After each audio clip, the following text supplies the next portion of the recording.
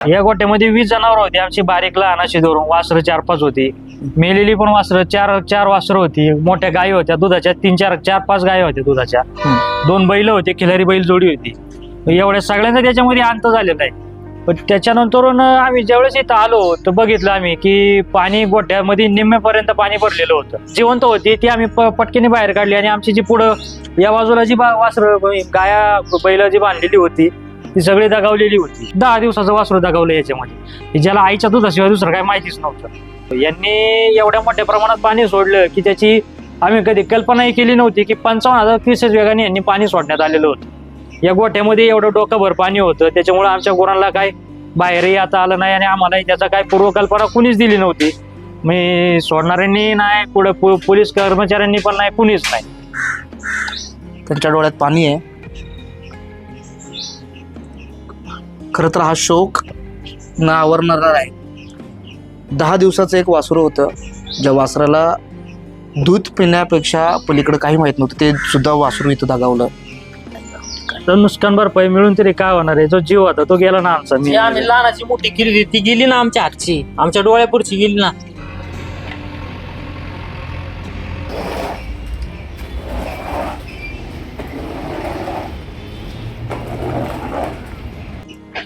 मुसळधार पाऊस जो आहे तो पुणे जिल्हा आणि शहरामध्ये 2 दिवस झाला आणि या मुसळधार पावसानंतर खडकवासला धरणातून साधारण 50 ते 55,000 क्युसेकनी पाणी जे आहे नदीपात्रात सोडण्यात आलं. हे पाणी सोडण्यापूर्वी त्याची पूर्वकल्पना शहरवासियांना दिली गेली नाही आणि याच्यामुळे मोठं नुकसानाला पुणे शहरवासियांना सामोरं जावं लागतं. आणि ह्यातच सगळ्यात पुण्यातील वारजे परिसरात असणाऱ्या एका गोठ्यामध्ये साधारण 15 गुरं जी आहेत ती दगावली. पुराचं पाणी हे या गोठ्यामध्ये आलं, ऐन वेळी आलं आणि त्याच्यामुळे मोठ्या प्रमाणामध्ये इथली गुरं जी आहेत ती दगावलेली आहेत. त्या गुरांचे मालक ज्यांनी त्या गुरांना लहानाचं मोठं केलं, सांभाळलं, ते आत्ता बराटे बंधू आपल्यासोबत आहेत. काय आप भीती आहे, कसं सगळा हा प्रकार घडला? सकाळी आम्हाला 7:30 पावणे 8ला फोन आला आमच्या मित्राचा की तुमच्या गोठ्याच्या तिथं पाणी लागलेलं आहे, तुम्ही जनावरं जाऊन बघून या, तर काय पाणी जास्त असेल तर ते जनावरं बाहेर काढा. पण त्याच्यानंतर आम्ही ज्यावेळेस इथं आलो तर बघितलं आम्ही की पाणी गोठ्यामध्ये निम्म्यापर्यंत पाणी भरलेलं होतं. म्हणजे त्याच्यामध्ये आम्हाला ते लांबून जे आम्ही बघितलं तर त्याच्यावर आम्हाला असं कळलं की जनावरं ही सगळी दगावलीच गेली असेल. त्यामुळे आम्ही तिथं लांबच थांबलो. त्याच्यानंतर तासाभरांनी ज्यावेळेस आम्ही आलो त्यावेळेस पाणी ओसरलेलं होतं. आमच्या भावानी जे जागा मालक आहेत त्यांनी आम्हाला फोन केला, अरे भाऊ म्हणले की तू ये, इथं घंट्यांचा आवाज येतोय जनावरांचा, आपण त्यांना बाहेर काढू. तर इथं आल्यानंतर त्या आमची 5 वासरं जिवंत होती ती आम्ही पटकीने बाहेर काढली आणि आमची जी पुढं या बाजूला जी वासरं गाया बैल जी बांधलेली होती ती सगळी दगावलेली होती. ते अचानकपणे यांनी रात्रीची कुठलीच पूर्वकल्पना न देता 3-3:30 वाजता पहाटेच्या सुमारास यांनी पाणी सोडलं आणि त्याच्यामुळे हा सगळा आमचा जीवितहानी मोठ्या प्रमाणावर झाली. आम्ही 12-12:30 वाजता इथं येऊन गोठ्यावरती चक्कर मारून गेलो होतो. त्यावेळेस कमी प्रमाणामध्ये पाणी होतं, जर जास्तीत जास्त 15 ते 20,000 क्युसेस वेगाने पाणी असेल. त्याच्यामुळे आम्ही काय एवढा अंदाज नाही धरला की पाणी एवढं वाढेल. निम्मेच पाणी होतं. यांनी एवढ्या मोठ्या प्रमाणात पाणी सोडलं की त्याची आम्ही कधी कल्पनाही केली नव्हती की 55,000 क्युसेस वेगाने यांनी पाणी सोडण्यात आलेलं होतं. या गोठ्यामध्ये एवढं डोकंभर पाणी होतं, त्याच्यामुळे आमच्या गुरांना काय बाहेरही आता आलं नाही आणि आम्हालाही त्याचा काय पूर्वकल्पना कुणीच दिली नव्हती. मी सोडणाऱ्यांनी नाही, पुढे पोलीस कर्मचाऱ्यांनी पण नाही, कुणीच नाही. याच्यामध्ये आमचं खूप मोठं नुकसान झालेलं आहे. याच्याबद्दल जे दोषी असतील त्याच्यावरती योग्य ती कारवाई करावं अशी आमची इच्छा आहे. दोषींवरती योग्य ती कारवाई करावी असं तुमचं म्हणणं. तर एवढी सगळी जनावरं दगावली गेली. पूर्वकल्पना पाणी सोडणारे या संदर्भातली पूर्वकल्पना न दिल्यामुळे जनावरं दगावली गेली असं तुमचं म्हणणं आहे. साधारण किती जनावरं या गोठ्यामध्ये होती तुमच्या? या गोठ्यामध्ये 20 जनावरं होती आमची, बारीक लहान अशी धरून. वासरं 4-5 होती, मेलेली पण वासरं 4 वासरं होती. मोठ्या गायी होत्या दुधाच्या, 4-5 गायी होत्या दुधाच्या. 2 बैल होते, खिलारी बैल जोडी होती. एवढ्या सगळ्यांचा त्याच्यामध्ये अंत झालेला आहे. ते म्हणजे आम्ही त्यांना फार लहान असल्यापासून त्यांना सांभाळलेली होती. असं नाही की आई ती आणून तिथं दावणीला बांधलेली होती आम्ही, असा विषय होता. स्वतः सांभाळून मोठी केलेली होती आम्ही. 20 जनावर एवढी कोण सांभाळत नाही आजच्या काळामध्ये. लोकांना एक जनावर सांभाळायचं म्हटलं तर अंगावर काटा येतो. आम्ही 20 जनावर सांभाळत होतो. तर सहकारचानी काय कोणाच्या अनुदान नाही का किंवा कुठले याच्यावरती नव्हतं सांभाळत. आम्ही आमच्या स्वतःच्या कष्टाने सांभाळत होतो. वासरं किती दगावली? वासरं याच्यामध्ये 4 दगावलीत. लहान लहान वासरं 2 वर्षाची, 1 वर्षाची, 10 दिवसाचं वासरू दगावलं याच्यामध्ये, ज्याला आईच्या दुधाशिवाय दुसरं काय माहितीच नव्हतं. त्यांच्या डोळ्यात पाणी आहे. खरं तर हा शोक न आवरणारा आहे. 10 दिवसाचं एक वासरू होतं, ज्या वासराला दूध पिण्यापेक्षा पलीकडे काही माहीत नव्हतं, ते सुद्धा वासरू इथं दगावलं. बोलताना त्यांच्या डोळ्यात पाणी आहे, माझ्याही डोळ्यात पाणी आहे. हे सगळं प्रकरण चालू असताना सुरुवातीला हे व्हिडिओ ते आपल्याला द्यायला तयार नव्हते, हेही मला आवर्जून या ठिकाणी सांगणं गरजेचं आहे. माध्यमांवर खूप मोठ्या प्रमाणामध्ये त्यांची नाराजी आहे. काही माध्यमांनी त्यांच्या बातम्या ज्या आहेत त्या उलट्या पद्धतीने लावला अशा यांचा आरोप आहे. वेळेवर जनावरं सोडली नाहीत म्हणून ती जनावरं दगावली, अशा पद्धतीच्या काही बातम्या ज्या आहेत काही माध्यमांनी दाखवल्या आणि त्यांच्या जखमेवर मीठ चोळण्याचं काम त्यांनी केलं, असाही आरोप त्यांनी सुरुवातीला बोलताना केला. काय प्रकार आहे सांग? माझ्या मित्रांनी काल मला एक व्हिडिओ पाठवला इंस्टाग्रामला. त्याने व्हिडिओ बघितला होता, साम टीव्हीचा तो व्हिडिओ होता. त्याच्यामध्ये त्यांनी असं सांगितलं की पाट्याच्या वेळी पाणी सोडलं पण वेळेत गुरं सोडली न गेल्यामुळे गुरं दगावली.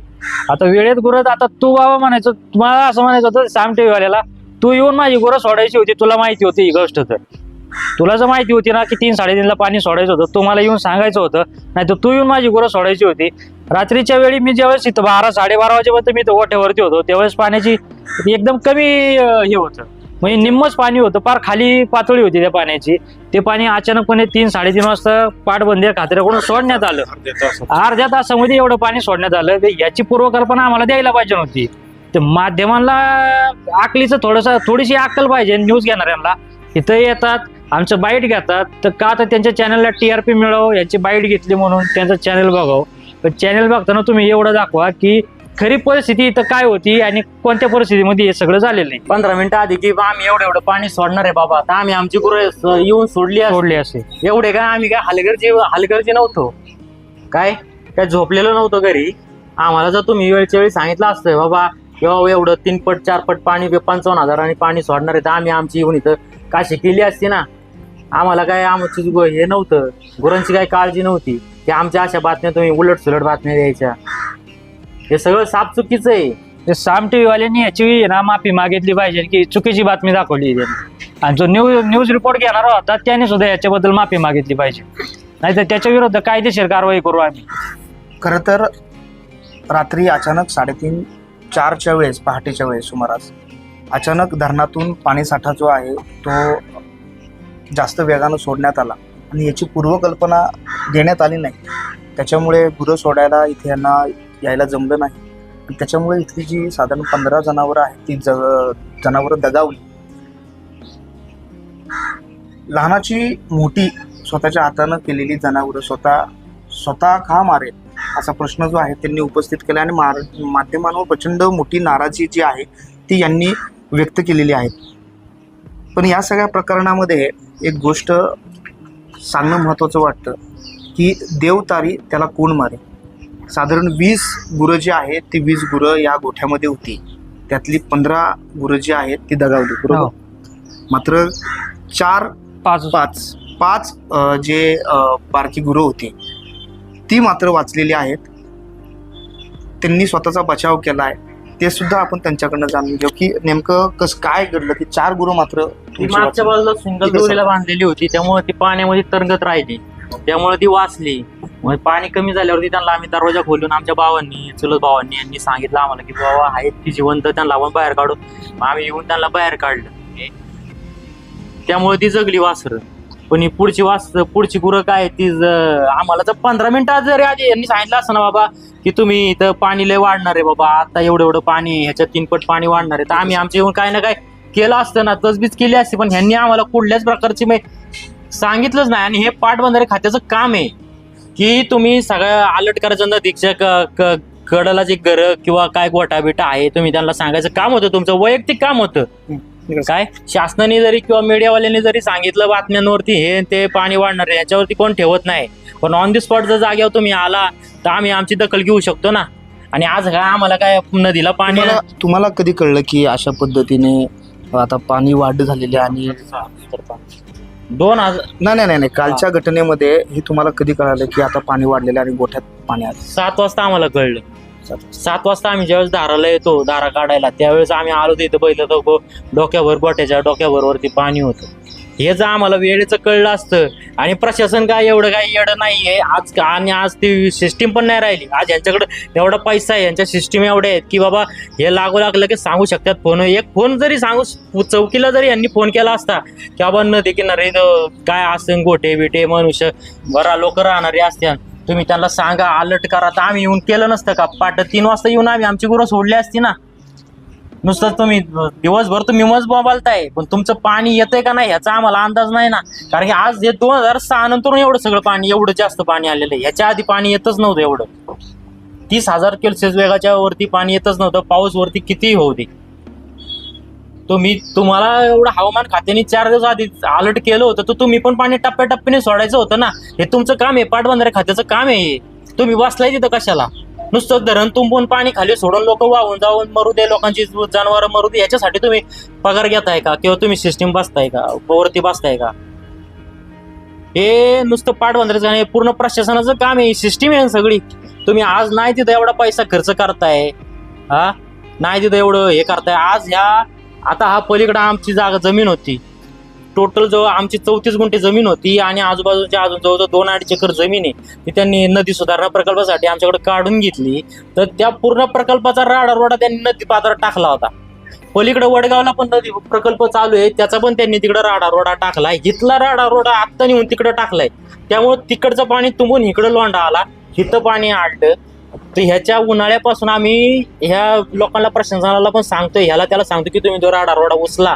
त्या लोकांनाही सांगतोय पण त्या लोकांनी सुद्धा ऐकलं नाही. त्या राडारोड्यामुळे सुद्धा हे पाणी तुंबलं आणि जास्त पाणी इकडे वरती आलं. साधारण किती नुकसान जे आहे तुमचं झालेलं आहे? गुरं आता जवळजवळ आमचं 5-6 लाखाचं नुकसान झालेलं आहे. 5-6 लाखाचं नुकसान झालेलं आहे आमचं. हे नुकसान भरपाई तुम्हाला मिळाली पाहिजे असं तुमचं नाही का? तर नुकसान भरपाई मिळून तरी काय होणार आहे? जो जीव होता तो गेला ना आमचा. आम्ही लहानाची मोठी केली ती गेली ना आमच्या हातची, आमच्या डोळ्यापुरची गेली ना. आम्हाला नुकसान भरपाईचं काही तुमच्याकडून अपेक्षा नाहीये. आता सुद्धा आमच्या स्वखर्चाने एवढी गुरं विकत आणू शकतो, सांभाळू शकतो, एवढा आमच्या दम आहे काय. पण ही आमची हानी झाली ना, ही कोण भरून देऊ शकत नाही.